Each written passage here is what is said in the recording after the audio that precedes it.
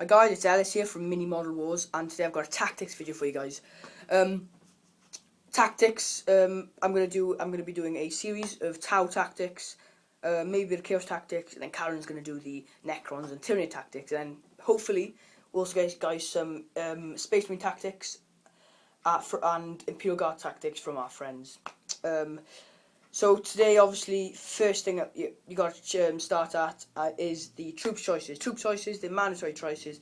You have to have two to have a legal playable army. But people kind of think, if you have to have two, you don't really have to have any other, and you don't even have to have more. So there's no point getting any more. But I definitely recommend getting more. I think 5 is the maximum, so I definitely go all out for the 5. Especially for objective games, because you're going to need a lot of troops to keep all those objectives intact and on your side. So first off then, Tau wise, the obvious choice then is the Fire Warrior. Fire Warriors, they're not too bad. Obviously in combat they're rubbish. Weapon skill 2, initiative 2. I definitely wouldn't stick these guys in combat at all. If you can, try and keep them out. But the weapon skill, ballistic skill 3. I have to check that. I think they are. Yeah. I'm just used to saying 4+ to wound. So yeah, ballistic skill 3. The pulse rifles, very very powerful. Strength 5, AP 5. Definitely on the on the upper range of troop weapons, and of course it has a range of 30 inches, which is absolutely amazing.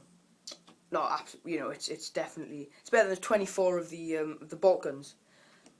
So what I do with these guys is, so now I have 5. This is scenario. I have 5 troop choices, 3 objectives, 3 objective games. Say, what I then do is I plop a squad of these guys on the objective. And then I'd get another squad, but hide them either around or the terrain, in cover. Perfect thing is maybe an Aegis defense line, so you have the cover save, but you can also fire off as well.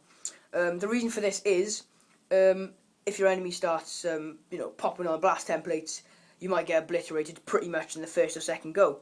So it's very good to have a backup plan or a plan B there, just to then that squad can just pop into the objective and hold it then for hopefully the end of the game.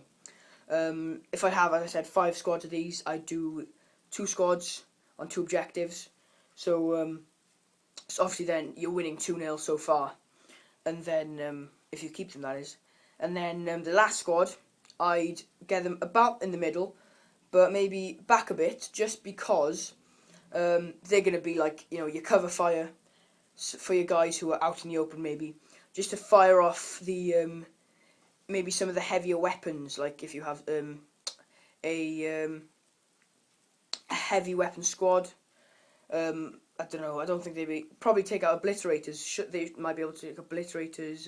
You could try and take out stuff like terminators and stuff like that, just to kind of put pressure on the enemy. But yeah, that's what I definitely consider doing that with the Fire Warriors. They have a save of 4+, which isn't bad. It's a 50-50 chance then of you actually getting the save. But obviously 3+ is better with the Space Marines, so they're going to be harder to kill. So that's why I'd definitely stick another squad on there. So yeah, as I said, they're quite cheap as well. I think it's 10 points a model, and I definitely, one of the things that I always put on them, if I have the points, that is EMP grenades. If you look at the war gear, the list of the war gear list, I'll check which page it is. I've got the codex here for you guys. So it is in page Infantry Armory 28. So EMP grenades only cost 3 points a model. So I'd stick as many as you can on it. It's only 130 points then for a 10-man squad, which isn't bad. I mean, I'm not sure what. I think Chaos are quite expensive. Like you got 23 points for a Plague Marine squad. You have to comment on that, because actually I'll have to check because I've got the codex myself. Is it there? So I don't know why I'm asking you that, but yeah. So if you stick them on, they glance on 4 and 5, and penetrate on 6s. So what I've actually done this before is hit around the corner when my friend's Land Raider came up, popped around the corner, stick a crap lot of them on, actually blew it up in the end. So if you get the chance to do that, I would definitely choose that. It's only 3 points a model, as I said, and they're very, very effective. You have to go into close combat. Unfortunately, they have no range, so you can't chuck them. But if you get into close combat with a vehicle, it's brilliant. It's an automatic, because apparently I think the fluff is that it completely wipes out all the circuits and all the electricity stops. I think that is. So don't comment if it's wrong, because if it's wrong, I know I'm going to get a crap lot of comments. But so yeah, if you do get the chance, stick it on there. Blow up some vehicles. It's brilliant to blow up vehicles with your troops. It's definitely something that you should consider. Then you don't need so many of the heavy weapons. So the next one then are the not so, in my opinion, not so popular Kroot. The reason I don't like these Kroot guys is because they're meant to be close combat, but their weapon skill is only Kroot. The weapon skill is only 4, which I suppose is average, but isn't that tactical marine weapon skill? So they're meant to be the close combat. Their Kroot rifles are also pretty poor. I think they have a weapon skill of a ballistic skill of 2. No, it's actually ballistic skill 3 as well, so it's 4+ still. And they have no saves apart from if you stick a Shaper in the squad, and it has a 6+ arm save. So in my opinion, I have a Shaper, but I wouldn't stick it in the squad because the points wise, it's just not worth it. You might, even if it is a 6+ save, you might as well just put them off anyway, because it's not gonna, it's got 1 in 6 chance of actually getting that 6+ save, which I know 1 in 6 doesn't sound much, but then you roll it on the dice, you're never gonna get it. It's very hard to get it. So Kroot, the only tactic I have for Kroot is I got a good example of this as well.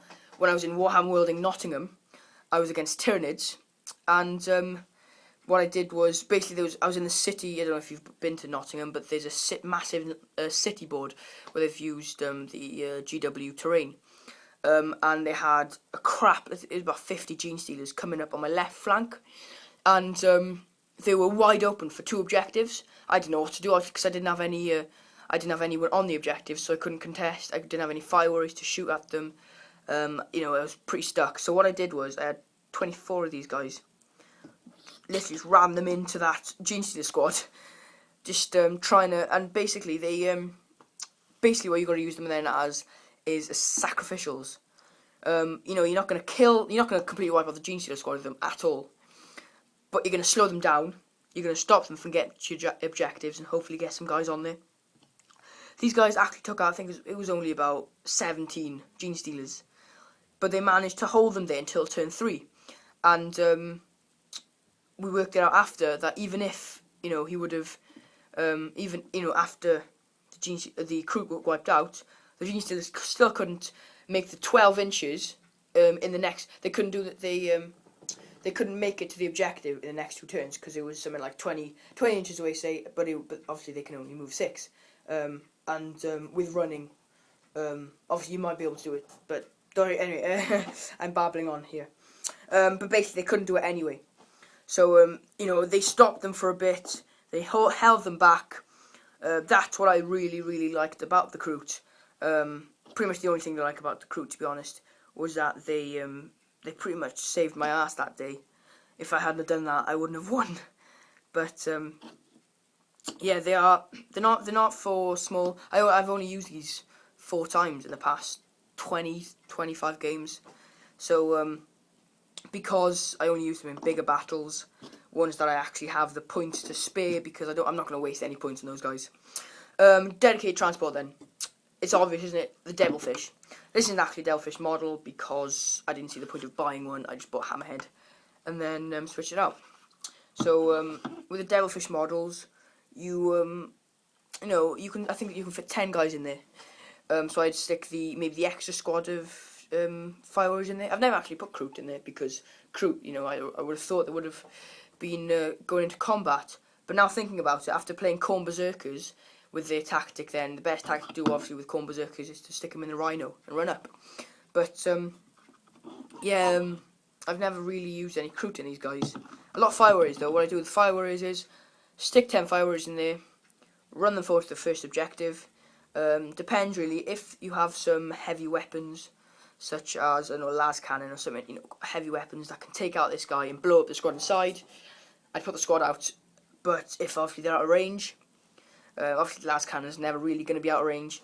But any other weapons from maybe a Devastator squad, so I'd stick them out. Maybe put this around the corner, or even if the objective's here and your Fire Warriors are here, then and obviously your enemy's shooting from here, it's a cover save as well. So yeah, it might blow up in your face and just maybe destroy the whole squad, but you know, it's definitely a cover save for you guys. I think that's about it then. Thank you very much for watching.